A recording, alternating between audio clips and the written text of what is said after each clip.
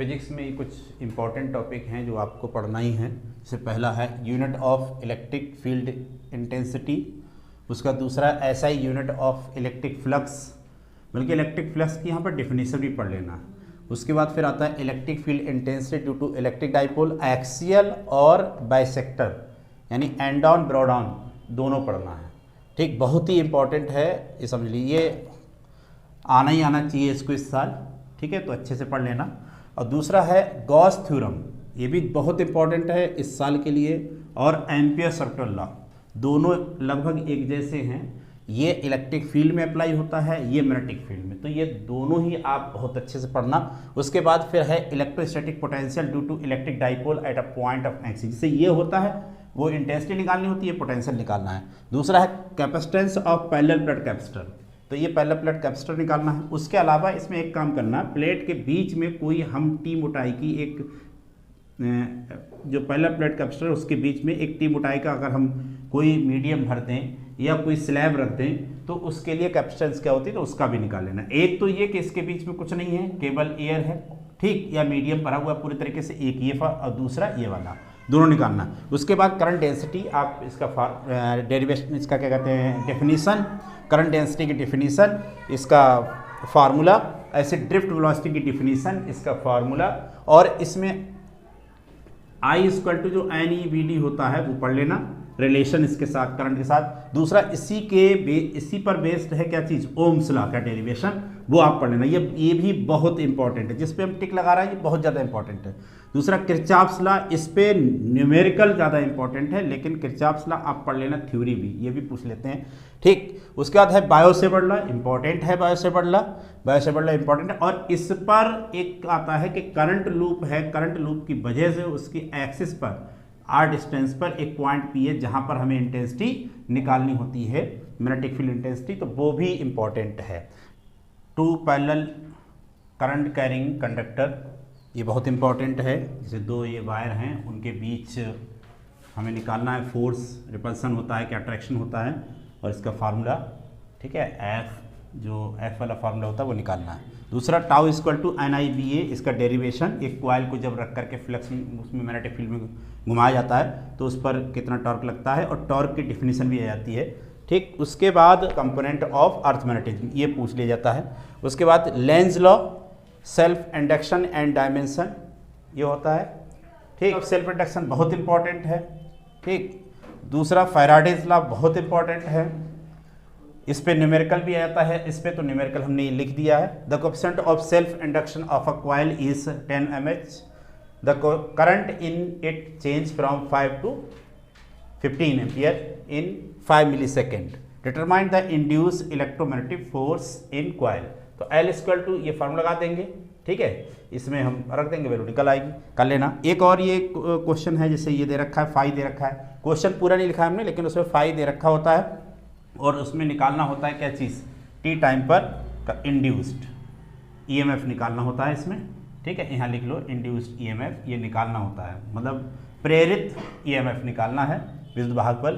तो टी बराबर इतने पर, भाई ये ई बराबर होता है minus d phi upon d t, और फाई की वैल्यू हमने यहाँ लगा दी, उसको डिफ्रेंशिएट करेंगे। जब डिफ्रेंशिएट करते हैं तो क्या हो, जब पावर होती है वो मल्टीप्लाई में जाती है, तो 3 पावर थी मल्टीप्लाई में आ गई, और इसको एज इट इज 4 ही रख दिया, और पावर एक कम हो जाती है तो एक पावर कम कर दी। ऐसे इसके साथ करेंगे, जब इसको करोगे डिफ्रेंशिएट तो इसकी पावर जो है सामने आ गई, ये 5 रख दिया और टी एक पावर कम कर दी, और ऐसे इसके साथ सबके साथ करते हैं। ये अपना आंसर निकाल लेना। ठीक, अब चलिए और आगे, ये जो डायग्राम आप देख रहे हैं तो इस पर न्यूमेरिकल 100% जैसे ये है, ये है, ये है, इस डायग्राम पे इस तरीके का न्यूमेरिकल जरूर आता है, हर साल पूछा गया है, और इस साल भी उम्मीद है कि पूछा जाएगा, तो इसकी प्रैक्टिस आप कर लेना। जो भी जितने भी डायग्राम हो, क्या है इसमें, क्या पूछते हैं, फेज डिफरेंस पूछ लिया उन्होंने, वी और आई के बीच फेज डिफरेंस।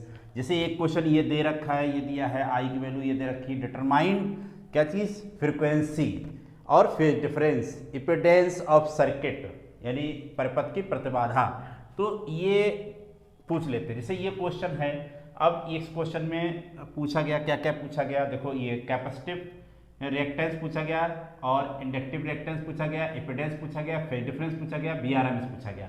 ठीक, will be the reading of ampere and voltmeter. ये जो ये वोल्टमीटर है, ये एम्पियर है, ये वोल्टमीटर, इनकी रीडिंग निकालनी है। बाद इसमें जो ये हमने एक इसका एग्जांपल करके दिखा दिया, तो ये इस तरीके से एक्स सी का सेकंड 1/ओमेगा सी होता है। ओमेगा की वैल्यू कहाँ से आई भाई, ये इक्वेशन दे रखी है यहाँ पर, ये इक्वेशन हमको पता है v not sine omega T होती है, कंपेयर कर लो, ओमेगा की वैल्यू निकल आई, v नॉट की वैल्यू निकल आई, ठीक। तो उस एक्स सी 1/ओमेगा सी होता है, तो ये हम ओमेगा की वैल्यू रख दी, सी की वैल्यू रख दी, सी पता है ये आ गया, एक्स एल होता है ओमेगा एल, ओमेगा की वैल्यू रख दी, एल की वैल्यू रख दी, निकल आया, ठीक। उसके बाद जेड जो होता है R square plus XL difference X C का होल ऑफ स्क्वायर, ये बराबर रूट में होता है, तो इसकी वैल्यू भी हमने रख दी और इसका निकाल लिए, इतना आ गया।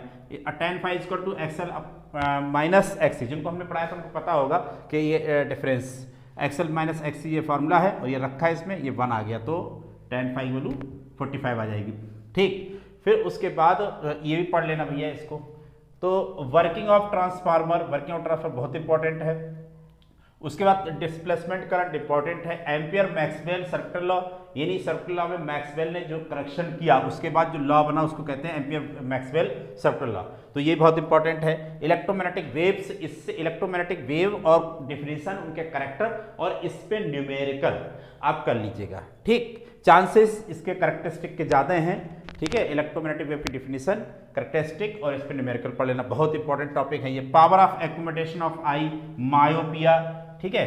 और उसके बाद ये उसके बाद फिर आता है ये 1/f = n-1 1/r - 1/r2, ये कर लेना। उसके बाद इस पे ये जो प्रिज्म है, प्रिज्म का ये फार्मूला का ये समझिए डेरिवेशन, इसका डेरिवेशन बहुत इंपॉर्टेंट है, प्लस इस पे न्यूमेरिकल भी डिफरेंट तरीके से पूछे गए हैं। जैसे कभी कभी उन्होंने ए दे रखा है, ये दे रखा है और साइन एन पूछ लिया, ठीक, या एन दे रखा है तो पूछ लेते हैं। उसके बाद फिर इसके लिए थिन प्रिज्म के लिए जो होता है डेल्टा m = n-1 ए, इस पर भी न्यूमेरिकल पूछ लिए गए हैं, तो डिफरेंट एंगल के लिए। और एक इसका डेरिवेशन आपको नहीं पढ़ना है, केवल इस पे न्यूमेरिकल देख लेना कि कोई भी जैसे हम चश्मा पहने हैं तो हमें कौन सा मायोपिया है, या उस पर मतलब कोई बुक पढ़ रहा है, कितना पढ़ सकता है, कितनी दूर वो पढ़ रहा है, ये सब पे न्यूमेरिकल आ जाता है। उसके बाद फिर आता है ये रिफ्लेक्शन टेलीस्कोप। हम आपको माइक्रोस्कोप नहीं, जिसके एक आता है कंपाउंड माइक्रोस्कोप, वो थोड़ा इंपॉर्टेंट है, वो पूरा पढ़ लेना, ठीक है। लेकिन उससे ज़्यादा इंपॉर्टेंट है रिफ्लेक्टिंग टेलीस्कोप, तो यहाँ पर हम केवल बहुत ही इंपॉर्टेंट टॉपिक वाली चीज़ें बता रहे हैं, तो वो रिफ्लेक्टिंग टेलीस्कोप है। हाइगेंस सेकेंडरी वेवलेट्स हाइपोथेसिस या प्रिंसिपल का है, ये बहुत इंपॉर्टेंट है, ठीक है। तो ये आपको करने हैं, ठीक, बहुत ही इंपॉर्टेंट है, जल्दी जल्दी ये देख लीजिए। पहले आप ये समझ लीजिए, कहीं पर VRMS की वैल्यू दी है और V नॉट पूछा जाएगा। अब ये V ही नहीं, I भी दे सकते हैं, मतलब जैसे करंट की वैल्यू दी होगी, पीक करंट दे रखा है, IRMS करंट पूछ लिया, या उन्होंने क्या काम किया,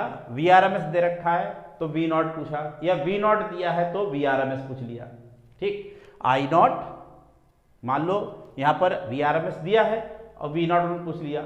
ऐसा भी हो सकता है कि IRMS दिया हो और I नॉट पूछा हो, मतलब तो हाइगेंस अभी हमने पढ़ा, हाइगेंस के हिसाब से जो रिफ्लेक्शन कैसे होता है, इसका जो डायग्राम बनता है इस तरीके का, ऐसे ऐसे करके, है ना, ऐसे बनाते हैं, तो उसका आपको एक्सप्लेनेशन करना है। दूसरा रिफ्रैक्शन का भी करना है, इस तरीके से आया जो यहाँ पर चला जाता है दूसरी तरफ, उसका भी करना है, तो ये आपको प्रूफ करना है, ठीक। उसके बाद बात करते हैं double slit experiment. Double slit experiment का ये फार्मूला ये ड्राइव करना है, और इस पे न्यूमेरिकल बहुत पूछा जाता है, तो ये जरा आप पढ़ लीजिएगा, न्यूमेरिकल बहुत ही इंपॉर्टेंट है, न्यूमेरिकल इस पे। डिफ्रैक्शन का ये डेरिवेशन आप पढ़ लेना, इस तरीके से डायग्राम बनाते हैं, हमने रफली बना दिया, इस डायग्राम बनाते हैं, इसे जाता है, तो यहाँ पर ये डायग्राम इसका डिफ्रैक्शन का है। थ्रेशोल्ड वेवलेंथ, अगर हम फोटोइलेक्ट्रिक इफेक्ट में आ जाए तो इसमें थ्रेशोल्ड वेवलेंथ आपको पढ़ना है, वर्क फंक्शन आपको इसे पढ़ना है, कट ऑफ पोटेंशियल पढ़ना है, लॉ ऑफ फोटोइलेक्ट्रिक इफेक्ट, ठीक, डी ब्रॉगली, तो ये सब इंपॉर्टेंट है, ये सब पढ़ा लो, छोटे छोटे हैं, जल्दी जल्दी पढ़ा लो, ठीक। बोहर मॉडल, आगे बढ़े तो बोहर मॉडल पढ़ डाले।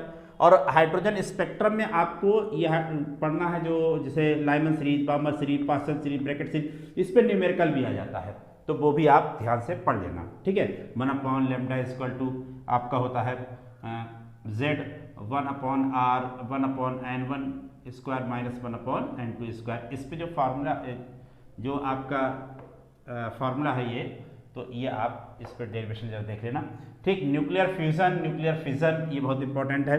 फिर आ जाए हम न्यूक्लियर रिएक्टर पढ़ लेना, इसकी पूरी वर्किंग पढ़ना है। सेमीकंडक्टर में जैसे intrinsic semiconductor, extrinsic semiconductor, n type, p type, ये आपको पढ़ना है। फिर उसके बाद आ जाए सेमीकंडक्टर में दूसरी LED, फोटो डायोड, ठीक, ये पढ़ना है।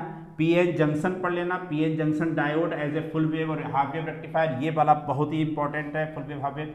सोलर पढ़ लेना। तो इतना आपका ये लगभग फिजिक्स में हमने बता दिया। उम्मीद करते हैं कि आप अगर इतना कल तक रिवाइज कर लेंगे तो आपका पेपर बहुत अच्छा होगा। बाकी सभी के लिए कल के लिए बेस्ट ऑफ लक और हमारी दुआएं आपके साथ हैं कि पेपर अच्छा हो, अच्छा करके आए, अच्छे नंबर पाएं। Okay, thank you.